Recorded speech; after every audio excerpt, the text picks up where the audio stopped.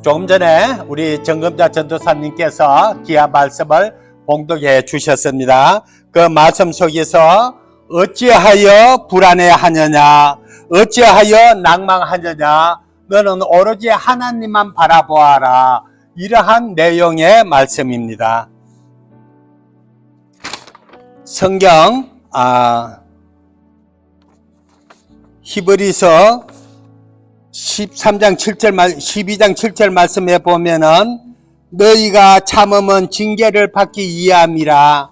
하나님의 아들과 같이 너희를 대우하시나니 어찌 아비가 징계하지 않는 아들이 있으리요. 징계는 다 받는 것이거늘 너희에게 없으면 사생자여 참 아들이 아니니라. 그래요? 예, 방금 봉독한 말씀에 보면은 우리 믿는 사람에게 징계가 없으면 사생하라 이렇게 말씀을 하셨습니다. 우리가 이 세상 살아가면서 누구나 다 고난을 당하고 난관을 당하고 시련을 당합니다. 그러한 시련이 올 때에 우리는 그 시련을 극복해서 이겨나가야 합니다. 난관과 시련은 누구에게나 다 닥쳐옵니다. 난관이 닥쳐올 때에 선택의 자유는 없습니다. 그러나 거기에 어떤 반응을 보이느냐 하는 선택의 자유는 있습니다. 시련과 난관이 닥치면 어떤 사람은 부정적으로 좌절해 버립니다. 또 실망하고 낙심하고 포기하여 결국은 쓰러져 버립니다. 그러나 어떤 사람은 난관이 닥치면 닥칠수록 믿음으로 기도함으로써 자신의 발전의 기회로 삼는 것을 볼 수가 있습니다. 하나님의 형상대로 지음받은 까닭에 우리는 누구나 다 자존심을 가지고 있습니다. 난관을 이겨낼 수 있는 무한한 가능성, 긍정적인 자부심이 이 역경을 변화시켜 나갑니다. 이것이 바로 삶의 근본적으로 변화시키는 우리의 신앙생활입니다. 때로는 우리 인간들이 난관 때문에 창조적인 가능성을 발휘하기도 합니다. 이를테면 질병으로 고생을 당하고 있을 때에 이것을 해결하기 위해서 사람들은 병원이라고 하는 것을 짓습니다. 또 무지함으로 고민하게 될 때 학교를 세울 수가 있습니다. 그리고 우리의 죄악을 불안하게 될 때에 교회를 세우면서 우리의 문제를 하나님이 해결해 주시기를 바랍니다. 그 밖에 법적으로 해결할 바를 모를 때에 변호사가 그 난관을 해결해 주고 또 사람이 죽었을 때 장의사가 처리해 줍니다.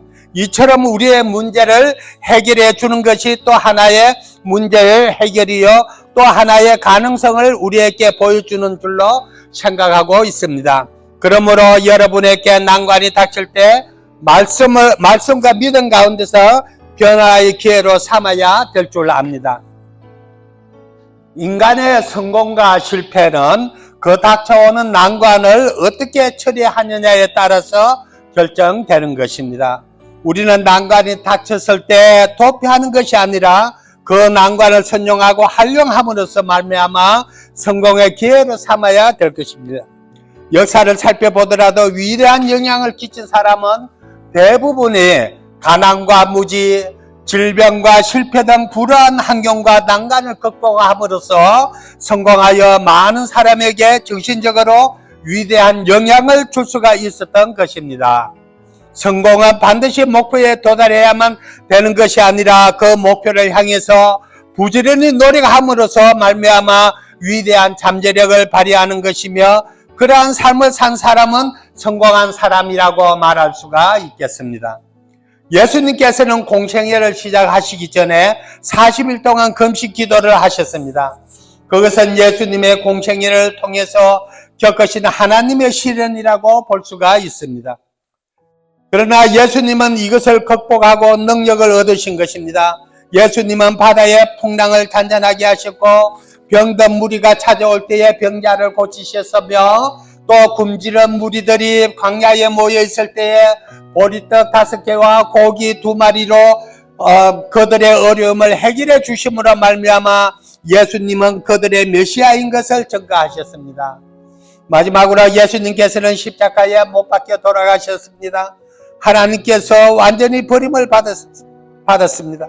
하나님이여 어찌하여 나를 버리시나이까라고 예수님께서 십자가 위에서 말씀하셨습니다. 이처럼 십자가 위에서 죽음을 당하시고 그것을 이기심으로 말미암아 십자가의 죽음을 통해서 인간을 구원하시는 구원의 역사를 볼 수가 있습니다. 예수님은 철저하게 인간의 고난과 역경을 통해서 그것을 선용하셔서 인간을 구원하신 것입니다. 우리 모두 어려운 일이 닥치면은 그 난관에 도전하는 사람이 되어야 하겠습니다. 난관은 누구에게나 다 있습니다. 살아있는 사람에게는 시련과 문제가 있게 마련입니다. 이 난관과 시련은 곧 우리가 살아있다고 하는 증거입니다. 위대하게 살려고 하는 사람, 가치 있게 살려고 하는 사람, 보람을 창조하면서 살아가는 사람에게는 남달리 난관과 시련이 많은 것입니다. 신명기 32장 11절 이하에 보면 이런 말씀이 있습니다. 마치 독수리가 그 보금자리를 어지럽게 하여 그 새끼 위에 너풀거리며 그 날개를 펴서 새끼를 받으며 그 날개 위에 그것을 엎는 것 같이 그들을 인도하셨도다. 모세가 이스라엘 사람들을 향해서 이러한 말씀을 하셨습니다. 우리가 굉장히 고난을 많이 받는데 이 고난은 독수리가 그 새끼를 훈련시키는 것과 똑같은 과정으로 우리를 인도하는 것이다 라고 말씀을 하셨습니다. 하나님께서 이스라엘 백성을 독수리와 같이 훈련시키셨다고 말씀을 하셨습니다. 독수리는 높은 벼랑에 집을 짓고 새끼를 깝니다. 새끼가 날 수 있을 때쯤이면 어미는 둥지를 다 흩어버립니다. 그리고 새끼 독수리가 낭떠러지 밑으로 푸드덕거리며 날려고 할 때에 어미는 가만히 보고 있다가 새끼가 벼랑 밑으로 떨어지기 직전에 쏜살같이 내려가서 새끼를 어깨 위에 얹고서 다시 벼랑 위로 올라갑니다. 그리고 또 다시 새끼를 내떠져서 날개하고 떨어지려 하면 어깨 위에 얹고 다시 올라갑니다. 이렇게 수없이 반복해서 새끼를 시련을 당하게 하고 난관을 극복하게 함으로써 이 작은 독수리가 날짐승의 저항이 되게 하는 것입니다. 이처럼 독수리는 결코 우연하게 그렇게 강한 새가 되는 것이 아니라 어미가 새끼를 그렇게 훈련을 시켜서 강한 새로 만들어내는 것입니다. 이스라엘 사람들이 이 독수리 새끼와 같은 그런 훈련을 어미로부터 받지 아니하면은 앞으로 헤쳐나갈 수가 없기 때문에 하나님께서 너희들을 광야에 내몰아서 40년 동안 이렇게 고통을 당하고 훈련을 시키는 것은 독수리가 새끼를 훈련시키는 것과 똑같은 것이다 라고 신명기 32장 11절 말씀에서 설명하고 있습니다. 독수리만 그렇습니까? 사자는 어떻습니까? 사자도 새끼 훈련할 때 독수리 새끼 훈련시키는 거하고 똑같은 방법을 합니다. 높은 낭떠러지에서 사자 새끼를 그냥 밀어버립니다. 그러면 사자는 안 죽으려고 막 낭떠러지를 잡으면서 결국 땅바닥 같이 내려가면 또 새끼 어미가 물고 올라와 가지고 높은 데서 또 떨어뜨립니다. 이렇게 수없이 반복해서 강한 사자로 만드는 것입니다. 독수리가 자기 새끼 훈련시키는 방법이나 사자가 자기 새끼 훈련시키는 방법이나 또 이 신명기 32장에 나오는 말씀같이 하나님께서 이스라엘 백성들을 훈련을 시키는 방법이 다 똑같다고 할 수가 있겠습니다. 하나님은 이스라엘 백성을 사랑하신다고 하면서 어째서 고난을 주셨겠습니까? 이스라엘이라고 하는 나라는 우리나라 강원도만한 땅에 인구는 300만 명 정도밖에 되지 않는 백성을 아무 문제 없이 즐겁게 살도록 보여주셔야 될 텐데 하나님은 그렇게 하지 않고 이스라엘 백성을 저 광야에다 내던졌습니다. 440년 동안 노예 생활을 하게 했습니다. 가나안 땅에 들어와서도 고난과 시련을 당하게 했습니다. 그러나 하나님은 이스라엘 백성을 사랑하십니다. 시련과 역경을 통해서 위대한 민족, 하나님을 세상을 깨달는 민족이 되게 하신 것입니다. 왜 하나님께서 이스라엘 백성들을 이렇게 강하게 훈련을 시켰을까요? 그렇게 하지 아니했으면 이스라엘이라는 나라는 지금 이 지구상에 없어지고 말았을 것입니다. 1967년도에 제3타 중정전이 일어났습니다. 그 당시의 병력 상황을 보면은 이스라엘 그 군인은 22,000명밖에 안 됐어요. 예. 그리고 예비군 다 합쳐가지고 다 해도 전투를 할 수 있는 병력은 불과 한 6, 7만 명밖에 되지 않았습니다. 예, 인구는 총 300만 명이 안 됐고 그 당시에 인구가 260만 명인가 아주 적었어요. 네. 아랍의 인구는 얼마나 됐습니까? 이스라엘만 빼놓고 그 주변에 있는 나라 이란, 이라크, 레바논, 요르단, 그 옆에 시리아, 밑에 사우디아라비아, 이집트까지 합쳐서 그 인구 다 합치면 1억만 명이 넘었습니다. 1억하고 260하고 싸우면은 비율이 거의 40대 1인데 누가 이기겠어요? 이스라엘은 죽었다 깨어나도 이길 수가 없습니다.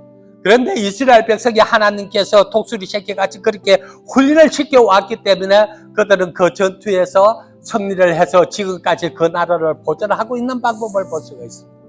참으로 기적 중에 기적이라고 말할 수가 있습니다. 어떻게 260만 명 가지고 1억이 넘는 사람을 이길 수가 있습니다. 전투 비율은 공저와 방자의 비율은 보통 3대1로 칩니다. 3대.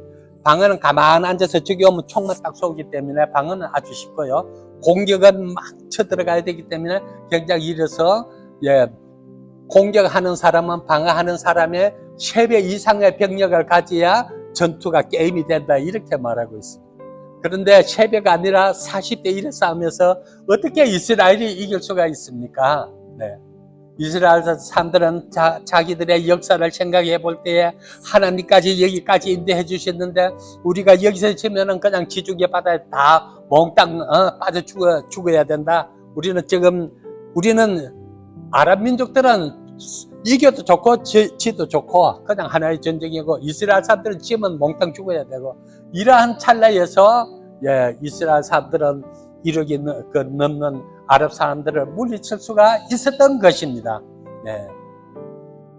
하나님께서 신명기 32장 말씀들을 이스라엘 사람들을 독수리 새끼같이 독수리 새끼 훈련 받는 것처럼 그런 방법으로 사자 새끼 훈련 받는 그런 방법으로 훈련을 받아왔기 때문에 그 전투에서 승리를 할 수 있다고 보는데 보통 전쟁사에서는 기적 중에 기적이라 말하고 도저히 이스라엘이 이길 수가 없는데 그들의 정신력이 꼭 이스라엘을 살려내야 되겠다고 하는 그 정신력 때문에 그들이 승리가 할 수가 있었다 이렇게 말을 하고 있습니다. 풍요한 사람이라고 문제가 없는 것은 아닙니다. 풍요한 사람은 풍요한 사람일수록 지위가 있는 사람은 지위가 있는 대로 학식이 있는 사람은 학식이 있는 대로 문제가 많은 것입니다. 세계 구석구석에 문제가 없고 난간이 없는 곳이 없습니다. 때로는 여러분이 생각하기를 나에게 죄가 많아서 혹은 우리 민족에게 죄가 많아서 이런 비극이 생기는가 할 것입니다. 그러나 아닙니다. 하나님께서 우리를 더 사랑하시기 때문에 많은 비극과 난간을 주시는 것입니다. 따라서 누구를 원망하지도 마십시다. 오늘날 우리들은 시련과 역경에 도전해야 됩니다. 앞으로도 많은 비극과 난간이 우리에게 주어질 것입니다. 조금 전에 히브리서 12장 7절 말씀 봉독한 대로 징계가 없으면은 사생하다 이렇게 말씀했습니다.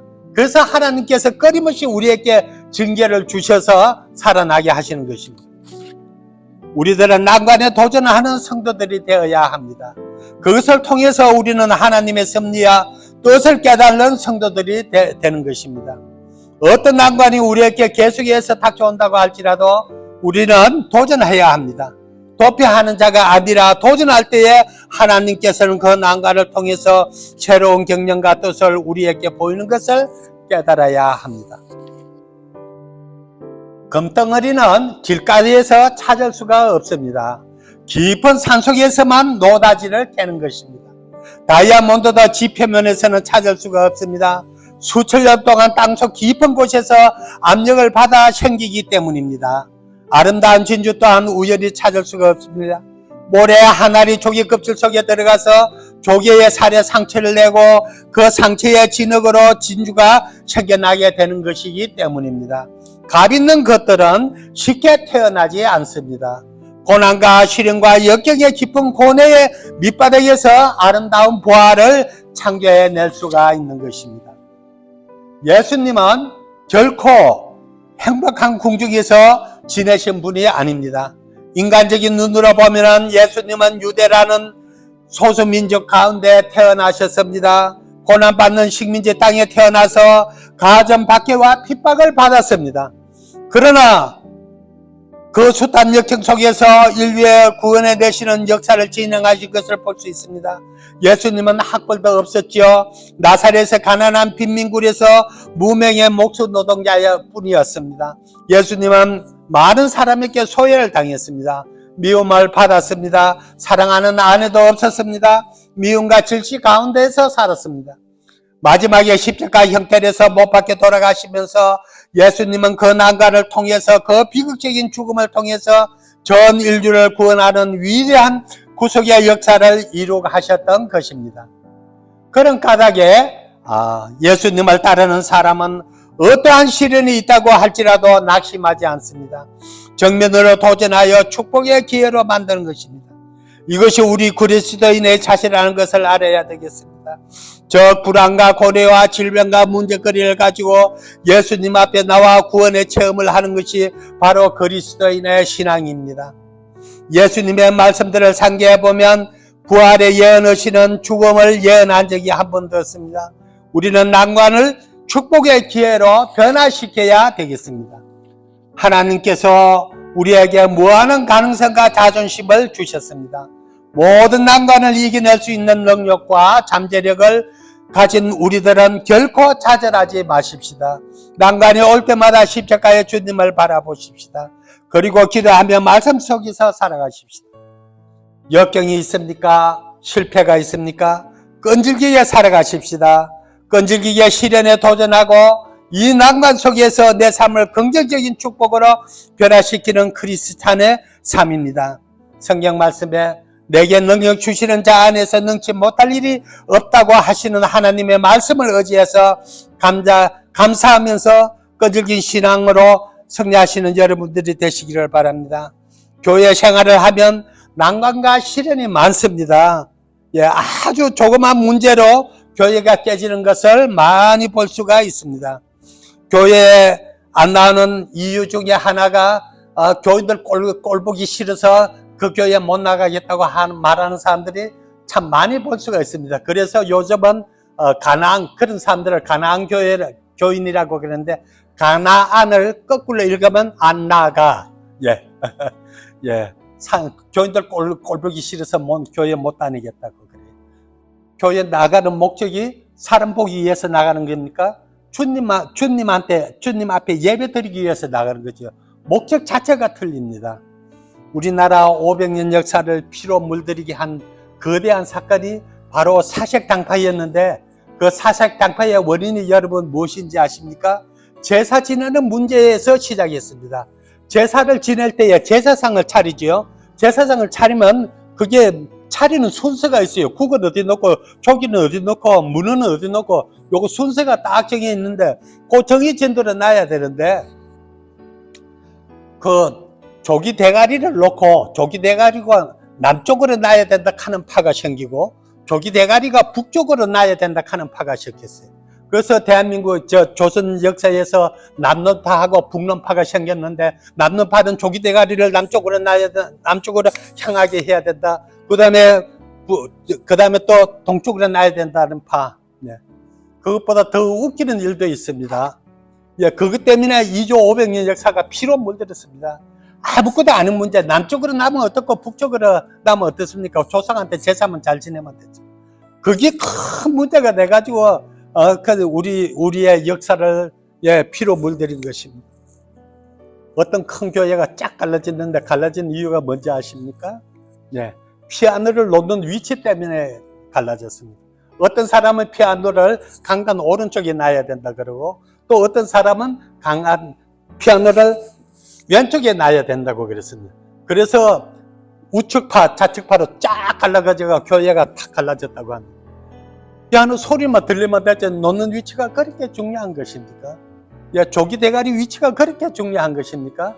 우리는 큰 것을 바라봐야 됩니다. 예. 교회 나오는 목적은 사람 보러 나오는 것이 아니에요. 하나님 앞에 예배 드리러 나오는 것입니다.